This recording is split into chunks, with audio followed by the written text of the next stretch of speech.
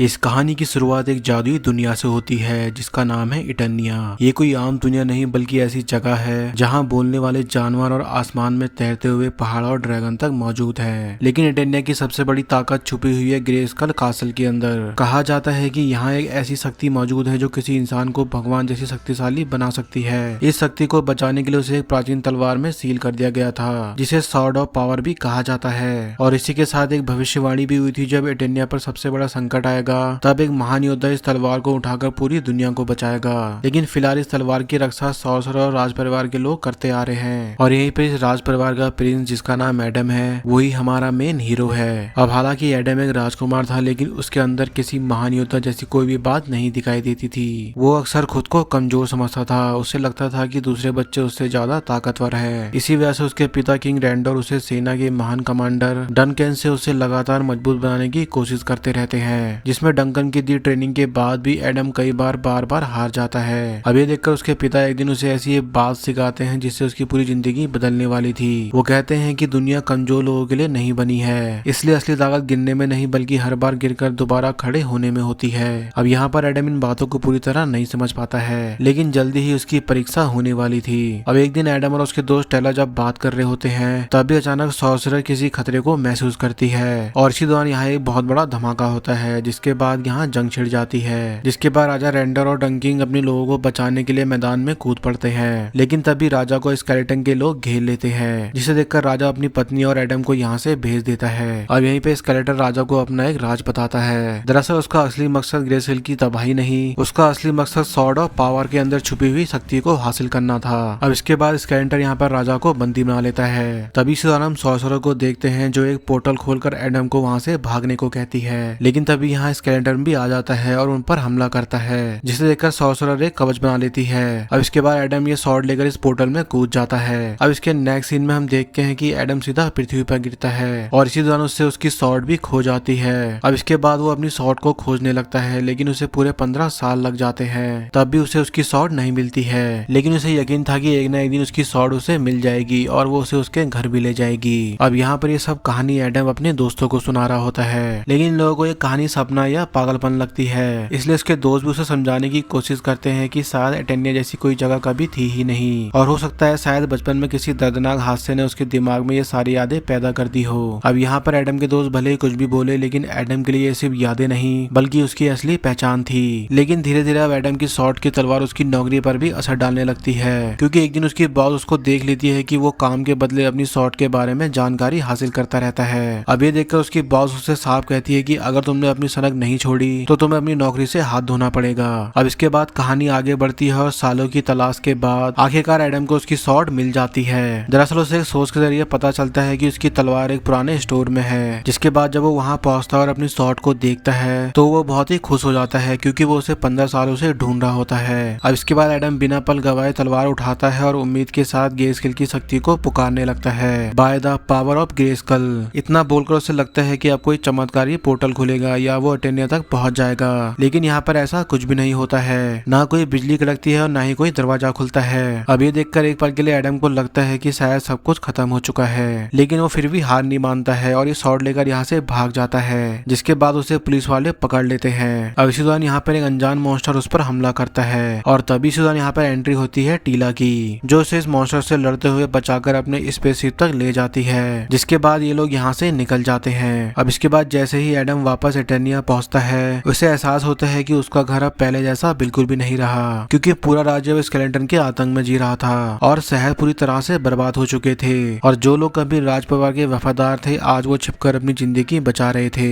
अब इसके बाद स्केलेटन को भी खबर मिल जाती है कि सॉर्ड ऑफ पावर फिर से मिल चुकी है, क्योंकि उसका एक जासूस उसे बताता है कि टीला तलवार लेकर लौट आई है। अब ये सुनते ही स्केलेटन गुस्से से पागल हो जाता है। अब दूसरी तरफ टीला एडम को रॉयल गार्ड के गुप्त ठिकाने पर ले जाती है, जहाँ मौजूद योद्धाओं को यकीन नहीं होता है कि उनके सामने खड़ा इंसान वही खोया हुआ राजकुमार एडम है जिसका वो सालों से इंतजार कर रहे थे। लेकिन अब प्रॉब्लम ये थी कि एडम अब वैसा नहीं रहा था जैसे उनने उम्मीद की थी, क्योंकि यहाँ पर सभी को एक महान योद्धा चाहिए था और उनके सामने एक ऐसा इंसान खड़ा था जो अर्थ पर साधारण जिंदगी जीते हुए बड़ा हुआ है। इसलिए यहाँ पर कोई भी योद्धा उसकी बात पर भरोसा नहीं करते हैं और उसे नकली समझने लगते हैं। लेकिन एडम यहाँ पर उन्हें समझाने की कोशिश करता है कि वही यहाँ का प्रिंस है। मैंने बचपन से तुम्हारी कहानियां याद रखी है, यहाँ तक कि मैंने तुम्हारी तुम्हारी तस्वीर बनाकर भी संभाल कर रखी थी ताकि मैं तुम लोगों को कभी भी भूल ना पाऊं। अब ये सुनने के बाद भी किसी को भी उसके ऊपर यकीन नहीं होता है। अब इसी दौरान इनकी बहस के बीच एक नई मुसीबत आ जाती है। दरअसल स्केलेटर के सैनिकों को इस गुप्त ठिकाने का पता लग जाता है। अब ये देखकर यहाँ से ये सभी लोग भागने लगते हैं। अब इसी दौरान एडम डुंगन को भी यहाँ से अपने साथ में ले जाता है। अब इसके बाद स्केलेटर के खतरनाक योद्धा ट्रैप जो अपने सैनिकों के साथ उनका रास्ता रोक लेता है। अब ये देखकर एडम के दिमाग में कुछ और ही चल रहा होता है। उसे लगता है कि शायद बातचीत से मामला सुलझ सकता है, इसलिए वो अकेले ही ट्रैप जो के सामने पहुंच जाता है और उसे समझाने की कोशिश करता है। लेकिन यहाँ पर उसे बिल्कुल भी अंदाजा नहीं था कि उसके सामने खड़ा आदमी तर्क नहीं, वो सिर्फ तबाही की भाषा समझता है। अब यहाँ पर वो एडम पर हमला कर देता है, जिसके बाद जैसे ही एडम अपनी सॉर्ड ऑफ पावर को दोनों हाथ से पकड़ता है, उसे यहाँ पर सॉर्सरर की झलक दिखाई देती है जो उसे एक मंत्र बोलने के लिए कहती है। अब इसके बाद एडम बोलता है by the power of grey skill. इतना बोलते ही उसकी पूरी बॉडी ट्रांसफॉर्म हो जाती है, जिसमें उसे एक पावरफुल कॉस्ट्यूम भी मिलता है जिसकी फोर्स से सभी गुंडे उड़ जाते हैं। जिसके बाद एडम बोलता है आई हैव द पावर। इतना बोलकर वो यहाँ पर फाइट करने लगता है, जिसे ट्रैप जो और उसके साथी देखकर हैरान रह जाते हैं, क्योंकि एडम अपनी नई शक्तियों का इस्तेमाल करते हुए दुश्मन को बुरी तरह से पछाड़ रहा होता है। क्योंकि जिन लोगों को कुछ देर पहले उसकी काबिलियत पर शक था, अब वही उसकी ताकत देखकर दंग रह जाते हैं। अब इसी दौरान दूसरी तरफ स्केलेटर का गुस्सा सातवें आसमान पर पहुंच जाता है जब उसे पता चलता है कि एडम ने सॉर्ड ऑफ पावर की शक्ति हासिल कर ली है। अब इसी दौरान हम एडम और उसके साथियों को देखते हैं जो यहाँ से निकलने में कामयाब हो जाते हैं, लेकिन रास्ते में उनके ऊपर स्केलेटर के सेना फिर से हमला कर देती है। लेकिन अब हालात पहले जैसे नहीं थे। अब एडम की नई शक्तियां उन्हें बार बार बचा रही थी। तभी सीधा उधर एडेनिया के बचे हुए सैनिकों को स्केलेटर के लोग पकड़ लेते हैं, जिसके बाद स्केलेटर उनसे बार बार पूछता है कि आखिर वो रहस्यमय योद्धा कौन था जिसने उसकी सेना को हरा दिया।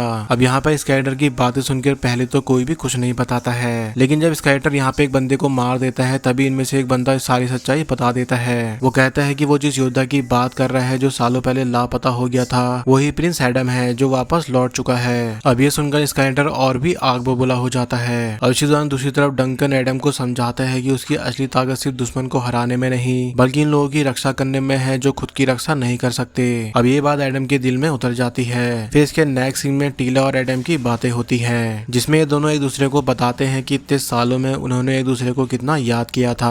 हालांकि एडम के दिल में दोस्ती से बढ़कर भी उसके लिए फीलिंग थी जिसे वो यहाँ पर जाहिर करना चाहता था, लेकिन यहाँ पर टीला उससे साफ कह देती है कि वो उसे अपना सबसे अच्छा दोस्त मानती है। अब ये सुनकर एडम थोड़ा निराश जरूर होता है, लेकिन वो अपनी फीलिंग को छुपा लेता है। अब इसी दौरान अचानक पूरी इटेनिया में स्केलेटर का संदेश गूंज उठता है, जिसमें वो सबके सामने ऐलान करता है कि प्रिंस एडम वापस आ चुका है। अब यहीं पर वो एक ऐसा राज खोलता है जिससे एडम के पैरों तले जमीन खिसक जाती है। स्केलेटर बताता है कि एडम के माता पिता अभी भी जिंदा है और वो उसके कब्जे में है। अगर वो अपने माता पिता को बचाना चाहता है तो वो सॉर्ड ऑफ पावर लेकर स्नेक माउंटेन में आ जाए। अब ये सुनते ही एडम का खून खौल उठता है, जिसमें वो स्केलेटर का सामना करने की सोचता है, लेकिन टीला उसे रोकते हुए कहती है देखो ये उसकी एक चाल है, अगर स्केलेटर को सॉर्ड ऑफ पावर मिल गई तो उसे कोई भी नहीं रोक पाएगा। लेकिन एडम अब गुस्से और दर्द से भरा हुआ था, जिसमें वो तलवार को कसकर पकड़ते हुए कहता है मैं स्केलेटर को ये तलवार देने नहीं जा रहा हूँ बल्कि इसी तलवार से उसको मारने जा रहा हूँ। अब इसके अगले सीन में जब एडम अपने पिता को देखता है तो वो इमोशनल हो जाता है, लेकिन तभी इसी दौरान स्केलेटर के सारे बंदे उस पर हमला कर देते हैं, जिसके बाद एडम यहाँ पर इन सभी से लड़ता है और इनको बहुत ही बुरी तरह पीटता है। अब इसके बाद जब अपने पिता को बचाने जाता है तभी उसे सॉर्सर पकड़ लेती है, जिसे देखकर एडम एक पावरफुल अटैक करता है जिससे महल टूटने लगता है और इस हमले में उसके पिता के ऊपर कुछ मलबा गिर जाता है, जिसे देखकर एडम वो मलबा हटाकर उन्हें बचा लेता है। लेकिन तभी स्केलेटर उसकी शॉट ले लेता है और उसे कैद कर देता है। अब इसके बाद यहीं पर एडम अपनी माँ से भी मिलता है, जिसके बाद हम स्केलेटर को देखते हैं जो शॉट को उठाकर वो मंत्र बोलता है, लेकिन उसके मंत्र बोलने के बाद भी शॉट में कोई पावर नहीं आती। अब ये देखकर वो अपनी सॉर्सरर पर हमला करता है, जिसके बाद उसकी सॉर्सर कहती है कि इसे काम कराने के लिए हमें ग्रे स्किल जाना होगा।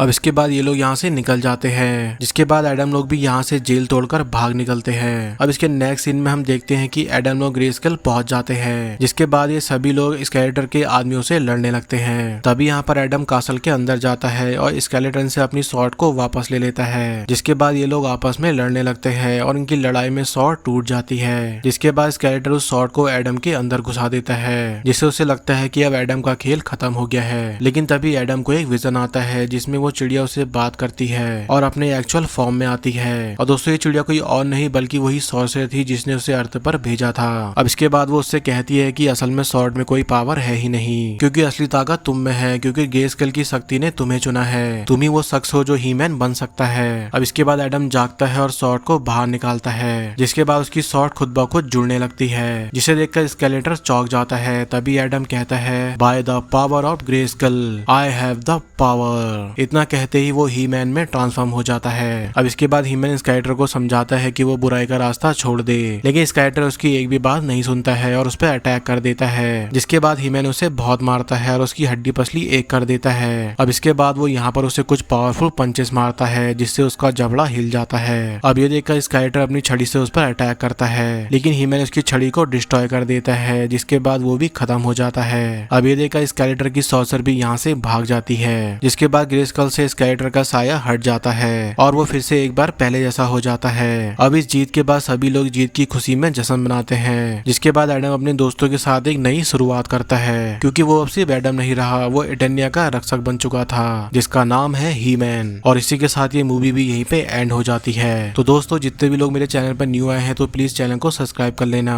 और अगर आपको ये वीडियो पसंद आई हो तो वीडियो को लाइक करके अपना ओपिनियन जरूर शेयर करना, और नीचे कमेंट में बताना कि आपको ये मूवी कैसी लगी। बाकी दोस्तों, आज की वीडियो में बस इतना ही। मिलते हैं नेक्स्ट वीडियो में। सायोनारा।